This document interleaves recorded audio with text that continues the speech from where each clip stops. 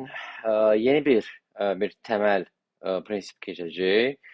Temel prensip deyəndə ki, biz əvvəlki dərsimizdə nə dedik ki, biz maksimum dərəcədə çalışırıq ki, hazırdakı mərhələdə çalışırıq ki, təməlimizi çox yaxşı eləməyə çalışaq və ümumiyyətlə başa düşməyə çalışaq ki, okey, bu mühit necə işləyir? Yəni bu user experience environment dediyimiz proses necə işləyir və nəticəyə gələnə qədər hansı mərhələlərdən keçirik. Bunun üçün xüsusi bir alət, xüsusi bir metod və s. yoxdur. Və bu metodları yaradan şeylər əslində bu təməl elmidir və biz bu təməli çox yaxşı bərkləşdirməliyik ki, bundan sonra öyrənəcəyimiz metodları, bundan sonra öyrənəcəyimiz deyək ki, alətləri, bu dizayndan sonra öyrənəcəyimiz, yəni UX UI dizayndan sonra öyrənəcəyimiz başqa bir artıq dizayn növlərini, deyək ki, məsələn ki, sizin bəlkə marağınız var və yaxud nə bilim, user experience-in daxilində olan digər fərqli sahələrə, deyək ki, məsələn ki, fərqli maraqlarınız var. Onların hər birini artıq rahatlıqla qəbul edə biləcək bir səviyyədə olacaqsınız. Çünki təməl sizdə bu vəziyyəti yaratmaq kimi bir gücü var. Design thinkingdə əslində bu təməl prinsiplərdən birisidir. Təməl prinsip, dizayn prinsipi təkcə user experience dizaynla söhbət getmir. Design thinking hər şeydə var, hər yerdə var. Bir çox yerdə tətbiq oluna bilən bir şeydir. Və nədir bu design thinking? Dostlar, design thinking insan mərkəzli bir təkrarlanan problem həlli yanaşmasıdır. Daha çox fokus olduğu şey istifadəçinin ehtiyaclarına olan təcrübələrə diqqət yetirir. Biz də keçən dəstə yazı gəldi dedik ki, biz nə etməyə çalışırıq? Biz insanların ehtiyaclarına, istifadəçilərin ehtiyaclarına və onların gözləntilərini qarşılaya biləcək məhsullar gətirməyə çalışırıq. Və design thinking bizə bunu öyrədir. Və bizə bu prosesi necə aparmalı lazım olduğunu sənə bir metod formasında sənə verir. Sadəcə onun daxilində nə kimi işlər aparacağını bunu sənə buraxır. Sadəcə sənə deyir ki, bir problemi həll etmək üçün bu prosesləri addım-addım keçməlisən. Və bu prosesləri addım-addım keçdiyin vaxtı sən artıq müəyyən bir nəticə ala bilərsən. O nəticə mənfi də ola bilər, müsbət də ola bilər, amma nəticəni artıq dəyərləndirmək sənə qalıb, son nəticədə dəyərləndirirsən və təzədən mənfidirsə əgər bir də bunu başdan başlayırsan, müsbətdirsə təzədən daha da yaxşılaşdıra bilmək üçün bir daha onun fərqli bir versiyasının üzərinə keçə bilərsən. Dostlar, design thinking 5 ayrı mərhələdən ibarətdir. Empatiya, təyin etmək, ideya mərhələsi, prototip və test mərhələsi. Emphasize, define, ideate, prototype and test. 5 mərhələdən ibarətdir. Və bizim əsas mərhələmizdən, başlanğıc mərhələmizdən və user experience-in də həmçinin öz təməlində olan və əsas hissələrdən birisi olaraq hesab edilən empatiya mərhələsi. Empatiya mərhələsi design thinkingdə də həmçinin ilkin mərhələdə olması təsadüf deyil. Çünki bax, adı üstündə biz əvvəl nə dedik? Dedik ki, bu bir insan mərkəzli bir metoddur. User experience də insan mərkəzli bir həllər gətirməyə çalışır. Yəni istifadəçi mərkəzli bir həllər yolları gətirməyə çalışır. Ona görə biz istifadəçini başa düşə bilmək üçün, istifadəçini anlaya bilmək üçün bizim ən mükəmməl inkişaf etdirilə biləcək bizim bir duyğumuz var, empatiya duyğumuz və biz bunu maksimum istifadə etməyə çalışmalıyıq. İnkişaf etdirilə bilən bir şeydir, yəni hər hansı bir xarakter və s. məsələsi deyil. Bu, hər kəs tərəfindən tətbiq oluna bilən bir şeydir, sadəcə inkişaf etdirmək lazımdır.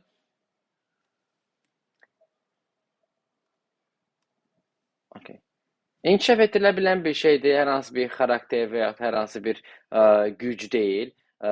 Bu, empatiya inkişaf etdirilə bilən bir şeydir və biz də istifadəçilərimizi başa düşə bilmək üçün, onların yerinə özümüzü qoya bilməyimiz üçün, onlar üçün hər hansı bir həll yol gətirə bilməyimiz üçün empatiya hissəsini istifadə etməyə çalışmalıyıq.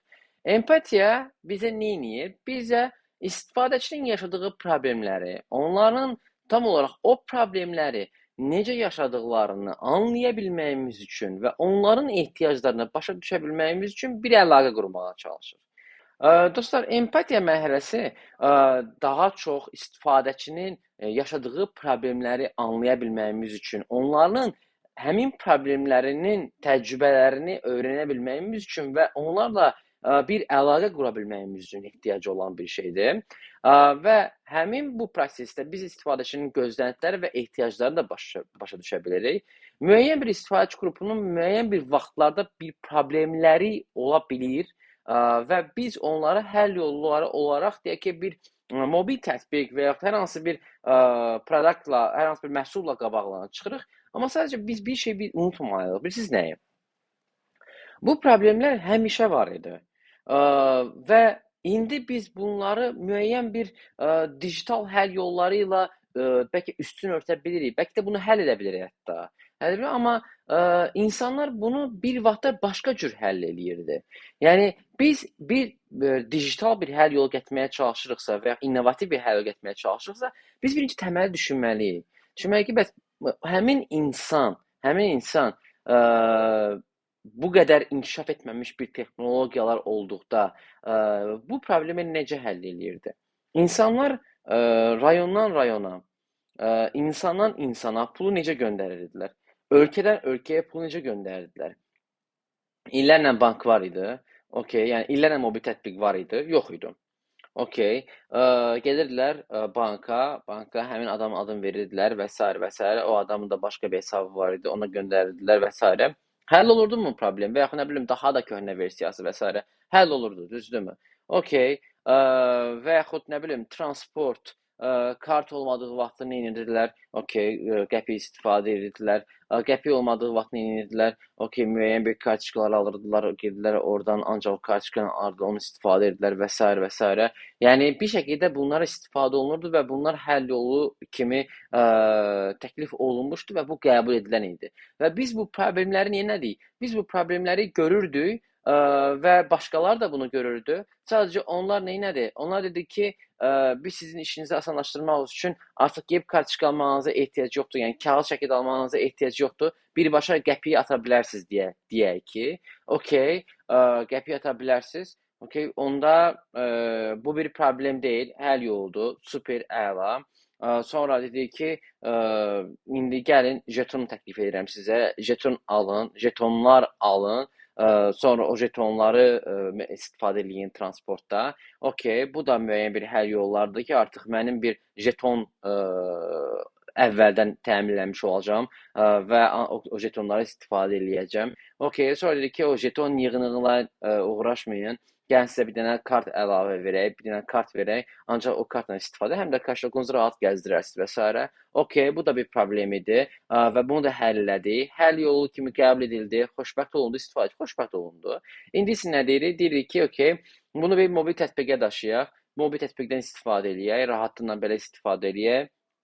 Sabahsı gün bu başqa bir problem olmağa doğru gedəcək və biz bunu başqa cür həll eləməyə getirəcəyik. Okay, artıq nə bilim bunu NFC-nə həll etməyə çalışacağıq və s. və s. Başqa cür, yəni fərqli və NFC olduqdan sonra da yenə başqa bir problem olacaq və yenə də biz bunu əslində həll eləyirdik. Bir problem yox idi. Yəni adam bəyə ictimai nəqliyyatla gedirdik. Sadəcə indi daha da fərqli bir həll yolları gətirməyə çalışırıq. Ona görə empatiya istifadəçinin əslində həmin o təcrübələrini öyrənə bilməyimiz üçün də əslində bizim üçün bir əlaqə yaradır. Ona görə bizim üçün çox vacib olan bir şeydir. Empatiya bayaq dediyim kimi kiçik addımlarla başlanılır və bayaqlarda danışdığımız kimi inkişaf etdirilə bilən bir şeydir. Yəni insanları başa düşmək üçün, insanları anlaya bilmək üçün gərək onları çox yaxşı dinləyək. Həddindən artıq onları əlaqə qura bilməyimiz üçün dinləmək qabiliyyətimiz çox yaxşı olmalıdır. Ümumiyyətlə user experience dinləmə prosesini çox sevir. Yəni istəyir ki, dinləmə qabiliyyətin çox yaxşı olsun, sual vermə qabiliyyətin çox yaxşı olsun. Çünki bunlar istifadəçilərlə kommunikasiya qura bilmək üçün çox vacib olan bir şeydir. Dinləmə qabiliyyətinin də çox yaxşı olmasının səbəblərindən birisi də budur ki, yəni tələb eləmə səbəblərindən birisi də budur ki, siz istifadəçilər və yaxud nə bilim, fokus olduğunuz insan qruplarına, istifadəçi qruplarına dinləmək məcburiyyətiniz olduğu üçün siz elə bil onları bir data kimi toplamalısınız. Yəni mən hər hansı bir sualımın cavabını alım yox, mən müəyyən bir əslində onları data kimi beynimə daxil edirəm. Daxil edirəm ki, okey, Mehdinin 23 yaşı var, Mehdi X universitetində oxuyur və Mehdi bu problemi yaşayır və gələcəkdə hədəflərindən birisi budur və fikirləşir ki, bunu artıq özünü tətbiq etməyə başlayıb və s. və s. və s.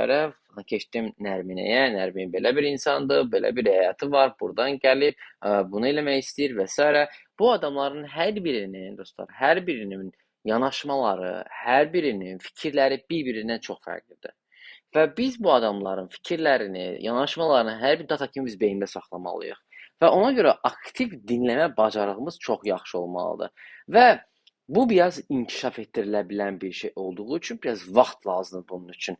Yəni biz zamanla bunu inkişaf etdirə bilərik. Əgər empatiya duyğusu birinin özümüzdə olduğunu fikirləşmiriksə və kiminsə yerinə özümüzü qoyaraq və yaxud hər hansı bir istifadəçi yerinə özümüzü qoyaraq bir hər yolu gətirmək bizim üçün çətinlik gəlirsə, heç problem yoxdur, hər şey okeydir. Bu biraz dediyim kimi biraz vaxt aparan bir şeydir, biraz səbir lazımdır bu işə. Həmin dəqiqə bir şou göstərmək mümkünatı yoxdur, bu mümkün deyil. Ona görə empatiya bacarıqlarını inkişaf etdirmək üçün biraz elə bir səbirli olub tələsməmək lazımdır və biraz özümüzə vaxt xərcləməliyik bunun üçün. Davamlı testlər aparmalıyıq, davamlı səhvlər aparmağa çalışmalıyıq. Yazıda mən sizə dedim ki, yəni biz ilk tanışlıq dərsimizdə də danışmışdıq ki, biz maksimum dərəcədə çalışırıq səhv eləyək, maksimum dərəcədə çoxlu sürətli səhv eləməyə çalışmalıyıq, mükəmməliyyətçilik aparmağa çalışmamalıyıq və bir empatiya duyğusunu inkişaf etdirmək üçün birinci özümüzün emosiyalarını başa düşməyə çalışmalıyıq. Biz necə bir insanıq, bizim ümumiyyətlə necə eləyə bilərik ki, okey, öz duyğularımızı inkişaf etdirməyə çalışaq, empatiya duyğumuzu inkişaf etdirməyə çalışaq, öz duyğularımızı tanımağa başlamalıyıq və biz öz reaksiya duyğularımızı anlamağa çalışmalıyıq ki, biz necə reaksiya verdiyimizi müşahidə etməyə çalışmalıyıq və hər birini əslində bir kateqoriyalandırıb bunu anlamağa çalışmalıyıq və hər şeydən əvvəl yəni öz hisslərimizdən diqqət yetirib bunun üzərindən başlamağımız bizim üçün həddindən artıq böyük bir artışdır.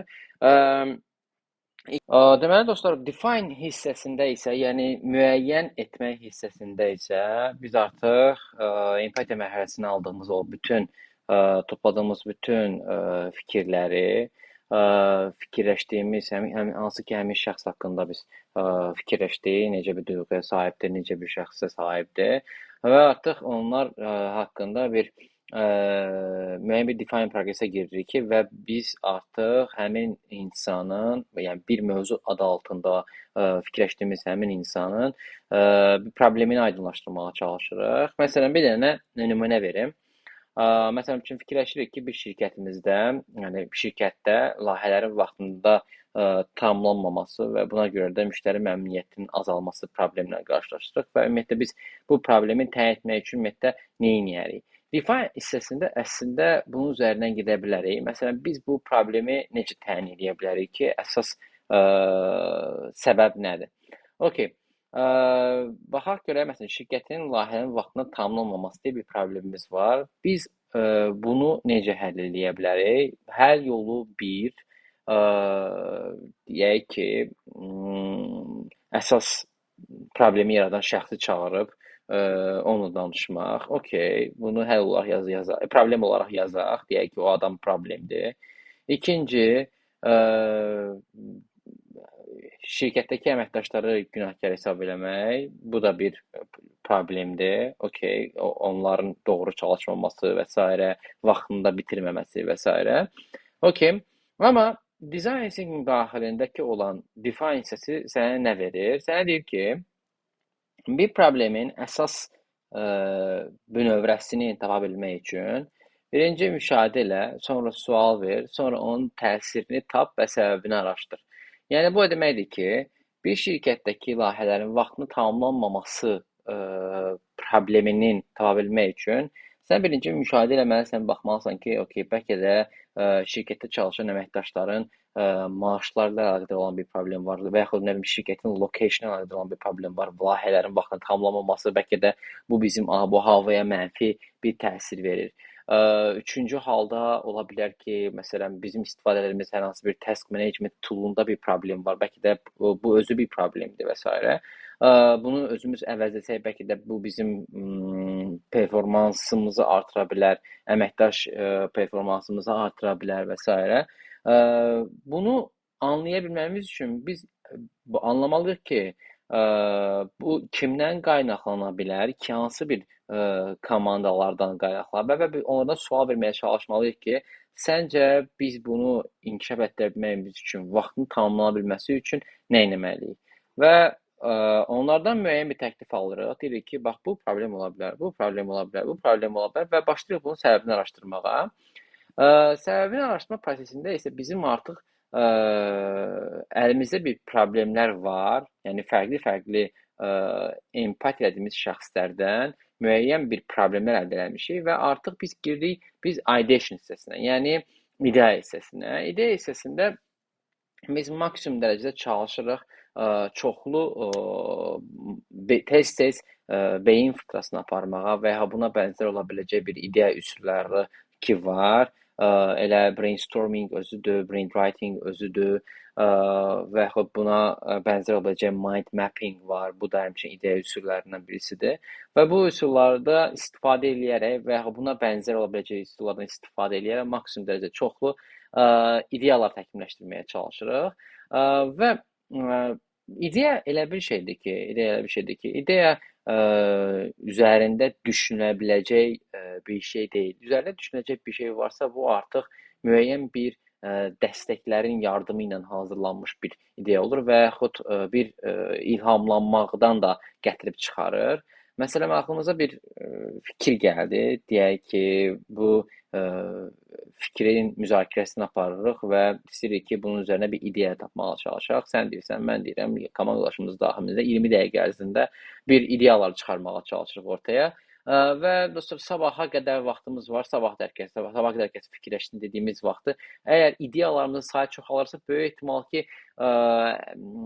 əksərən insanlar bunun daha çox internetdə araşdıraraq və ya best praktikalara baxaraq, ən yaxşı nümunələrdən və s. nə bilim, əvvəl olunan praktikalara falan baxaraq ideyalar falan təqdim olur. Amma design thinking əslində ideya hissəsində bu hissəni sevmir.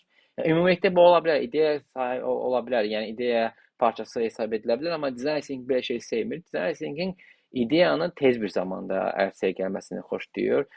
İstəyir ki, tez bir zamanda sən ideyanı fikirləşdiyimiz, empati etdiyimiz şəxsin problemlərinə uyğun, səbəblərinə uyğun ideya təkmilləşdirəsən. Mənim tövsiyə etdiyim bir design thinking daxilində istifadə etdiyim və tövsiyə etdiyim bir framing var. Yəni bizə kömək eləyir tam olaraq sən beynində bir cümləyə sahib ola bilməyin üçün və ya həm ideya, həm də problemi görə bilməyin üçün. O nədir? POV framing, yəni point of view framing sənə 3 parçaya bölür sənə bunu cavabını tapa bilməyin üçün. Deyir ki, sənin bir istifadəçin var, bir ehtiyac və bir səbəbin var. Və istifadəçin deyir ki, kim üçün bir həll tapmağa çalışırsan və istifadəçinin hansı ehtiyacını bilməyə çalışırsan və istifadəçinin ehtiyacının xassında dərin səbəbi nədir? Okay. Və məsələn, burada qeyd olunduğu kimi deyir ki, tələbələr üçün daha effektiv və sürətli not qeyd etmə tətbiqini hazırlamışıq. Çünki onlar dərs zamanı önəmli məlumatları qeyd etməyə çətinlik çəkir. İndi baxın, burada tələbələr bizim empati etdiyimiz istifadəçidir. Effektiv və sürətli not qeyd etmək bizim ehtiyacımız olan, bizim səbəbimizdir. Ehtiyacımız isə dərs zamanı önəmli məlumatları qeyd etməyə çətinlik çəkməsidir. Biz bu tip bir cümlədən yaşadığımız üzərində çalışdığımız problemlər üzərində bu tip cümlələrdən 7-8 versiya yaratmalıyıq. Yaratmalıyıq ki, baxaq görək biz doğrudan hansı tip istifadəçilər üçün hansı bir tip ehtiyacı düşünürük və həmin ehtiyac hansı səbəbi ə, qarşılayır, okey? Və bunun üzərindən artıq başlamalıyıq digər proses üzərində çalışmağa, yəni məhsulun artıq dizayn edib test eləməyə çalışmalıyıq. Amma ilkin mərtəbədə biz maksimum dərəcədə ideya mərhələsində bir çox versiyalı ideyalar çıxarmağa çalışmalıyıq. Həmin ehtiyaclara, həmin səbəblərə uyğun, həmin problemlərə uyğun bir çox versiyalı ideyaları çıxarmağa çalışmalıyıq. Yəni, vahid bir ideya olmamalıdır. Yəni, birdən çox ideyalar olmalıdır ki, ortasından uyğun olub və uyğun ola biləcəkləri seçib, filtrləyib, ona uyğun məhsulları çıxaraq, ideyaları çıxaraq. Dostlar, prototip mərhələsi isə artıq bizdə müəyyən bir istifadə kütləsi var. Artıq biz onunla bir problemlərini də aşkarlamışıq, müəyyənləmişik, səbəblərini tapmışıq və onlara bir ideya da çıxarmışıq, bir həll yol gətirmişik. Okey. Bəs biz bunları necə təqdim eləyək? Artıq biz bunları bir prototip mərhələsində görünən bir hala gətirməyə çalışmalıyıq. Necə görünən bir hala gətirməyə çalışmalıyıq? Məsələn üçün, lap əvvəllər bu cürdə bir kağız prototipi deyə bir prototip halına gətirirdilər və indi düzü bunu əvəzləyəcək yəni, çox ideal alətlərimiz var. Yəni, nə bilim, Figma-dır, Miro'dur və s. Bunları əvəzləyəcək çox yaxşı alətlərimiz var, amma illər əvvəllər çox sürətli ola bilməsi üçün, nə bilim, dəhşət dərəcədə çox bütçələr xərclənməməsi üçün test proseslərinə və prototip proseslərini bu cürünə kağızdan istifadə edir. Baxın, burada gördüyünüz kimi, nə bilim, kağızın bir hissəsindən basırsınız, bu hissəsini səhifə olaraq göstərirlər və onu kağız olaraq yapışdırırlar ki, okey, buna bastım, favorite bastım, indi hansı səhifə açılır? Okey, favorite basandan sonra bu səhifə açılır və s. Sən artıq öz ekranını kağız olaraq görürsən və bunu artıq test etməyə başlayırsan. Və prototip sənə tələb edir ki, ağlında olan fikri, yəni ideya mərhələsinə kimi gətirdiyin olan fikri sadə şəkildə təqdim eləməyə çalış və bunu sürətli şəkildə təkrarla və sınaqdan keçir. Yəni, deyir ki, sən deyir, bax, istifadəçindən əminsən, o olduğuna əminsən istifadəçinin. Sən tam əmin deyilsən. Empatiya ilə, duyğu ilə təyinlədiyin bir şeydir. Sən elə bil, duyğularınla, qərarlarla, araşdırmanla ortaya çıxan bir şeydir. Və sən bundan əmin olmağın üçün gərək bunu test edəyəsən, düzdürmü? Sən əminsən, mən əmin deyiləm. Problemlə əminsənmi? Əmin deyiləm təbii ki. İdeyanla əminsənmi? İdeyanla da əmin deyiləm təbii ki. Okey. Onda uşaqlar bu qədər əminlik olmayan bir şey üzərindən dəhşət dərəcədə çox prototip, yəni vizuallar yığmaq yerinə biz sadə bir şəkildə bir prototip hazırlayıb, onu ən sürətli şəkildə daha da yaxşı vəziyyətə gətirə bilməyimiz üçün və daha fərqli bir istifadə kütləsini düşünə bilməyimiz üçün, daha fərqli bir problem anlaya bilməyimiz üçün, daha fərqli bir ideyalar üzrə gedə bilməyimiz üçün çox sadə bir prototip getməliyik ki, onu bir sürətli təkrarlaya bilək. Okey. Test mərhələsi isə bizim bu artıq yaratdığımız bir prototipi test mərhələsinə gətirməyə çıxarır. Yəni, deyir ki, bax, sadə bir prototip hazırlamısan. Okey, indiyə baxaq görək, sənin istifadəçinin təyinlədiyin problemi və ideyanı nümayiş etdirdiyin dizayn nə qədər uğurludur?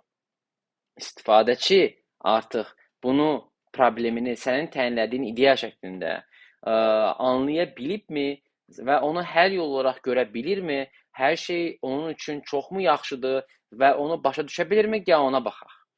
Test ümumiyyətlə bir prototipi təsdiq etmək və təkmilləşdirmək üçün istifadə olunur və biz çalışırıq ki, layihədə çalışan hər kəsə bu prototipləri fikirlərini alaq, layihədə çalışan maraqlı tərəflərlə fikirlərini alaq, soruşaq. Dostlar, bir araşdırma təsdiqini tapmadığı vaxtı araşdırma sayılmır. Yəni, bir design thinking prosesində test mərhələsini tullandığın zaman artıq sənin təsdiqini tapmamış bir prototipin olur əlində. Sən artıq nə etməlisən? Son mərhələ kimi gətirib və son mərhələdən sonra artıq bunu bir təsdiq etməlisən ki, istifadəçiyə qoyduğun hədəfdə sən o həmin istifadəçinin problemini həll edə biləcəyi bir hədəfə gətirə bilmisənmi, yoxsa yox? Əgər gətirməmisənsə, onda bilirsən nə edirsən? Gəlir təzədən bura. Bir də import eləməyə başlayırsan. Bir də müəyyən eləməyə başlayırsan və bir də həmin o problem üzərindən ideyalar gətirməyə çalışırsan və həmin ideyalar üzərindən yeni bir prototip gətirməyə çalışırsan, yenə sadə bir formada təzədən bir test eləməyə çalışırsan. Yenə uğursuz oldun. Yenə fərqli bir istifadəçi düşünürsən.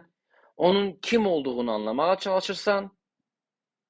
Onun duyğularının üzərindən yeni bir müəyyənləşdirməliysən ki, okay, bu adamın problemi nədir? Okay, onlar üzərindən bir həll yol getməyə çalışırsan. Okay, yəni biz nə dedik ki, ictimai nəqliyyat. İctimai nəqliyyatın əsas istifadəçisi olan kimləri tapdıq və onların əsas problemi tapmağa çalışdıq və onlar üzərindən həll yol getməyə çalışdıq və onlar üzərindən prototip gətirdik və sonra ona test etdik ki, okay, deyilmiş. Həmin istifadəçi üçün, bəlkə də həmin istifadəçi üçündür, amma problem bu deyilmiş. Okay, gəl bir də belə yoxlayaq. İstifadəçi üçün bunu yoxlayaq, problemi başqa yoxlayaq. Problemi bunu qalsın, ideyanı başqa yoxlayaq.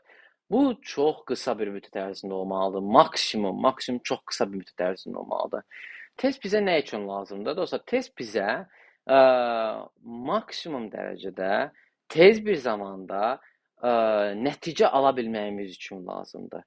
Və biz bunu design thinkingdə bunu elə bilməyimiz bizim üçün çox böyük bir şansdır. Əks halda bizim nə eləmiş oluruq? Design thinking prosesində biz bunu test etməmiş olsaq, bizim ciddi bir şəkildə büdcəmiz və vaxtımız getmiş olacaq. Biz bunu test eləməsək, deyək ki, okay, problemi tapdıq, prototip elədik, ideya eləmişik, prototip elədik, əla, indi bunu ötürək development komandasına, onlar işləsinlər və biz bunun üçün aylıq maaş veririk, biz bunlar üçün bir ciddi bir vaxt xərcləyirik və s. bunlarla bərabərdir büdcəyə, amma bilmirik, bu uğurlu olacaq yoxsa yox. Amma design thinking prosesində biz bunu test edəcək, biz baxa biləcəyik ki, okay, biz mərhələnin başına mı qayıtmalıyıq, yoxsa daha da inkişaf etdirmək üçün daha fərqli perspektivdən mi baxmalıyıq? Yəni biz daha da inkişaf etdirə bilərik bəlkə də fikirlərimizi. Bəlkə də bir çox fərqli versiya tapmalıyıq və bir çox fərqli versiyalar test edib daha dolğun və yaxşı olan fikir üzərindən getməliyik. Bax, bu da mükəmməl bir fikirdir. Yəni bəlkə biz bunun üzərindən getməliyik, buna da baxmaq lazımdır. Son olaraq Steve Jobs'ın, Apple'ın qurucusu Steve Jobs'ın bir cümləsi var, onu demək istəyirəm. Deyir ki, dizayn yalnız necə göründüyünü və hiss etdirdiyi deyil, dizayn onu necə işlədiyidir. Dizayn yəni sadəcə vizual olaraq bizə əks etdirdiyi şeydən daha çox onun biz istifadəçilər üçün onun daha çox necə işlədiyidir maraqlı olan. Belə, dostlar, design thinking dərsimizdən də bura qədərdir. Bir sonraki dərsdə görüşərik. Sağ olun.